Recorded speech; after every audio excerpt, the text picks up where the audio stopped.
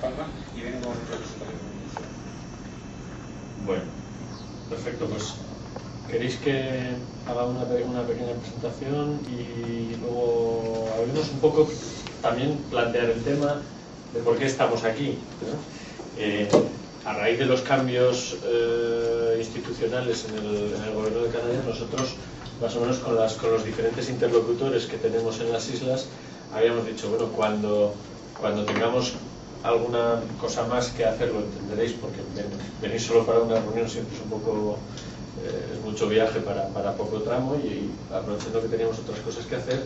pedimos esta reunión porque habíamos convenido con una serie de personas, sobre todo con José Antonio. Yo creo que cuando se estabilizara un poco el panorama institucional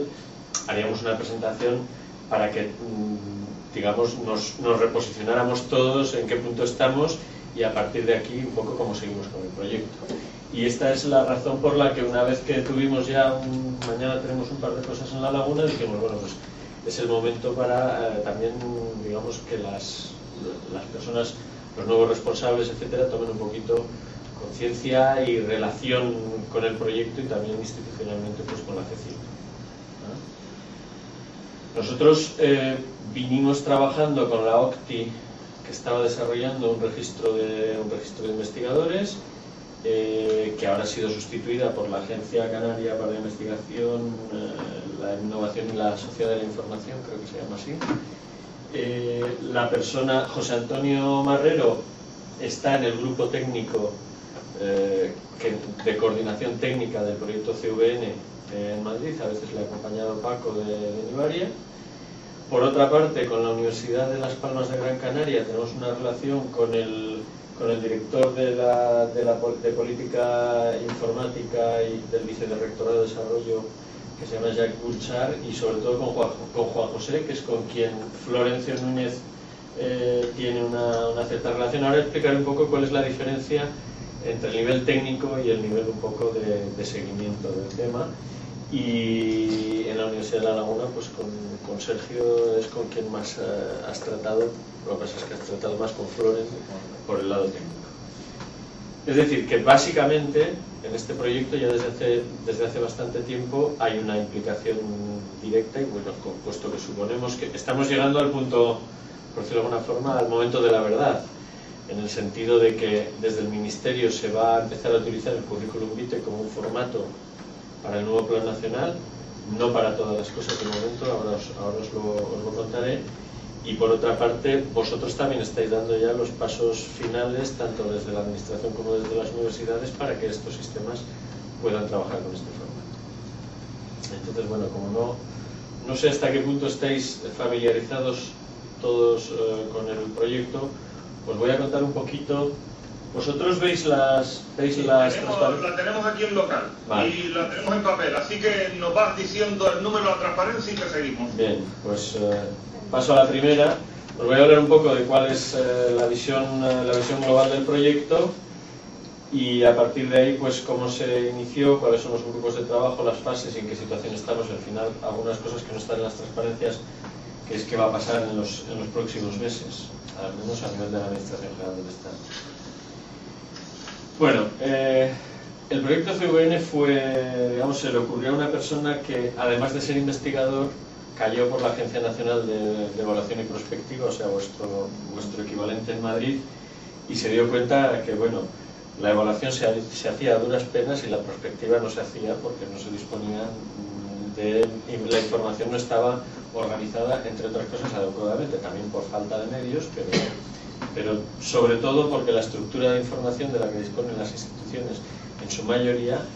no permitía hacer este tipo de ejercicios. Eso empieza a ser un problema, pues ya no solo para las instituciones responsables de las políticas científicas, empieza a ser un problema para las propias instituciones de I+D, universidades, OPIs, etcétera, que cuando quieren desarrollar una línea nueva, pues para empezar a buscar de qué grupos de investigación puedo tirar para desarrollar un centro, no sé, de genómica, o de qué grupos de investigación puedo tirar para meterme en nanotecnología, o dónde están mis fortalezas, mis debilidades, si tengo que fichar gente de fuera, si tengo ese tipo de cosas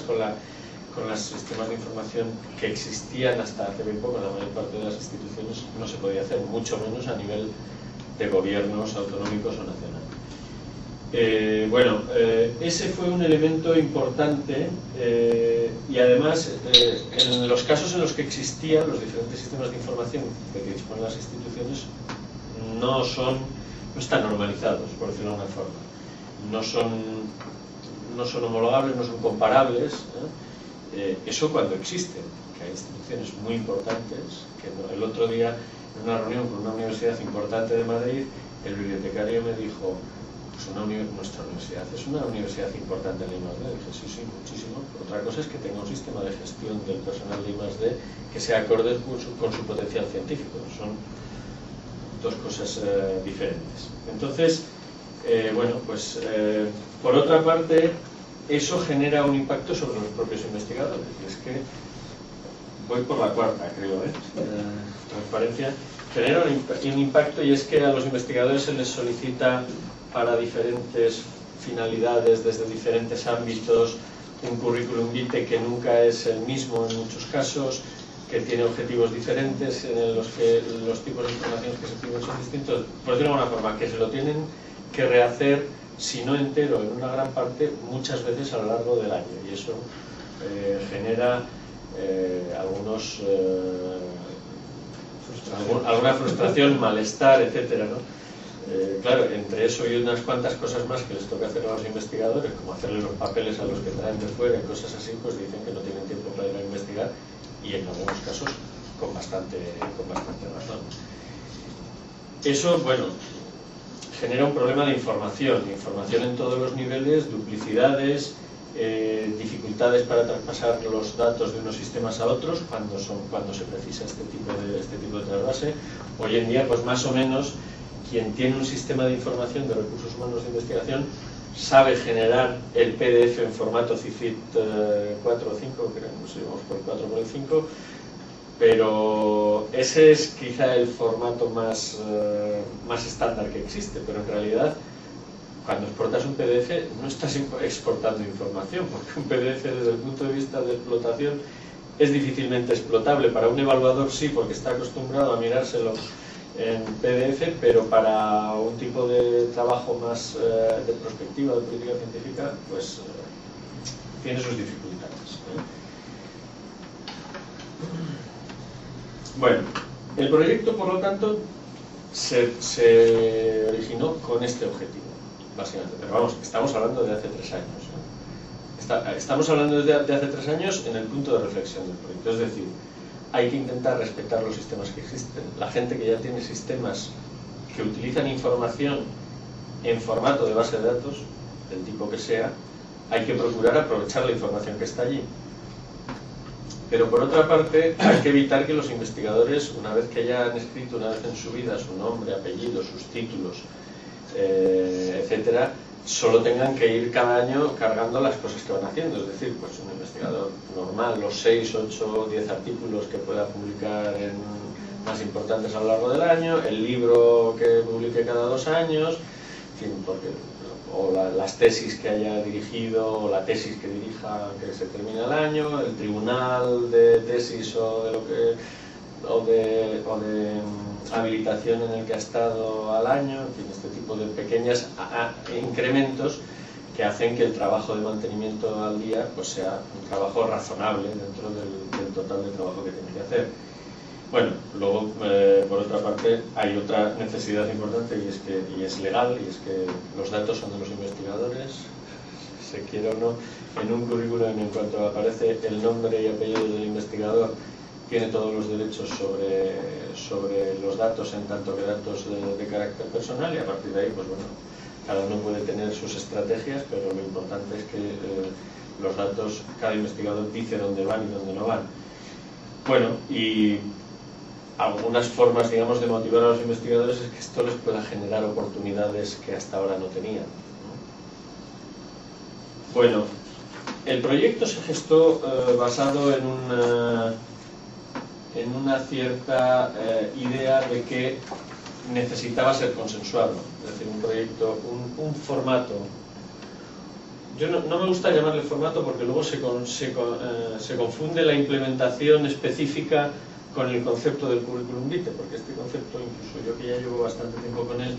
pero que no soy un informático de estos de los de toda la vida, me cuesta entender conceptualmente cómo se ha construido el modelo, porque es un modelo un poquito especial. Pero sí que era necesario consensuar cuáles eran los contenidos que realmente tenían que tener. Claro, esto del consenso normalmente casi siempre se hace por adición o por unión de conjuntos. Eso da lugar a una cosa que cuando se termina da la impresión de que a mucha gente le asusta. Es decir, un formato con muchos cientos de campos, etcétera, pero siempre decimos, y es cierto, que esto es como la declaración de la renta, puede tener 80 páginas, pero la mayoría de la gente rellenamos 3 y no tenemos que sacar las 80. Por otra parte, si es un currículum que tiene que servir a todo el sistema de I+D, por ejemplo, pues tiene que tener mérito tecnológico, teniendo en cuenta las especificidades del sistema de investigación biomédico, necesitaba tener en cuenta este tipo de profesionales, porque siempre se habla, pues bueno, un investigador universitario tiene un problema porque tiene doble actividad, la docencia y la investigación. Bueno, pues un investigador sanitario es peor, porque tiene la atención, la docencia en muchos casos y la investigación. Y eso genera unas ciertas especificidades incluso en cómo se expresan los méritos para cada una de esas áreas. Por lo tanto, esto parece una justificación y en parte lo es. Eso da lugar a un currículum que parece bastante extenso y amplio, pero en el que, por ejemplo, se considera no solo mérito tecnológico, también se ha considerado experiencia en temas de divulgación, cultura científica, pues porque hoy en día empieza a haber convocatorias que tienen en cuenta ese tipo de méritos. Por lo tanto, un formato que pretenda cubrir todos los ámbitos tiene que cubrir ese tipo de cosas. Lo que no se debe confundir esto, y esto es importante explicárselo a la gente que esté más cerca de ellos, es con la necesidad de que en cada parte del currículum tengas algo que poner. Si tú nunca has dado un curso de didáctica de tus ciencias, no pasa nada. Y si nunca has escrito un artículo sobre la didáctica de tu especialidad científica, no pasa nada, porque eso solo es importante, porque esto, por ejemplo, está en el currículum. Eso solo es importante si orientas una parte de tu actividad hacia ese área, y cuando vayas a un concurso de méritos del tipo que sea, tienes que especificar, pues sí, yo hice didáctica de la física nuclear teórica, hice un libro fantástico. Claro, si no quieres, si ese mérito no te lo piden, pues no es necesario o no es necesario para tu carrera, no tienes por qué rellenar. En fin, cuento estos casos porque están. Otra cosa es que se puede hacer una versión del currículum, naturalmente, que por ejemplo es la que se va a usar ahora al principio en el Plan Nacional, que sea adaptada a un currículum más limitado, pero eso no evita que cada uno pueda ir cargando sus méritos en los apartados correspondientes. Bueno, por supuesto, es un formato que tiene que facilitar la actualización, con intervenciones mínimas, no solo del investigador, sino en general intervenciones humanas mínimas, lo más automatizada posible, su explotación, y en general se supone que se debe reducir los costes de gestión. Yo no sé si conocéis, vosotros lo conoceréis, los problemas de ingesta cuando tienes una convocatoria. Bueno, pues ahora cuando salga la convocatoria del Plan Nacional, el Ministerio recibirá, se esperan este año unos 7.000 proyectos, porque el primer año del Plan Nacional siempre es un año pico, se esperan unos 7.000 proyectos, a 3 o 4 currículums por proyecto, pues son decenas de miles de currículums, y entonces la verdad es que no sé cómo lo haréis vosotros, pero hoy en día básicamente el sistema consiste en que todo lo que entra se transforma en un solo formato, que es el que se sabe usar, y ya se pasa a unos sistemas de gestión tipo ADD y tal, y a partir de ahí. Y si luego se quiere recuperar esa información para otras cosas, el coste es brutal. O sea, la NET, por ejemplo, no es capaz de hacerlo. Bueno, total que en enero del año 2005, es decir, va a hacer 3 años ya, se inició una acción, por decirlo de alguna forma. Estaban todas las personas importantes de los ministerios y de las instituciones, digamos, más de la Administración General del Estado, tanto Sanidad, el CSIC, el MEC, etcétera, también del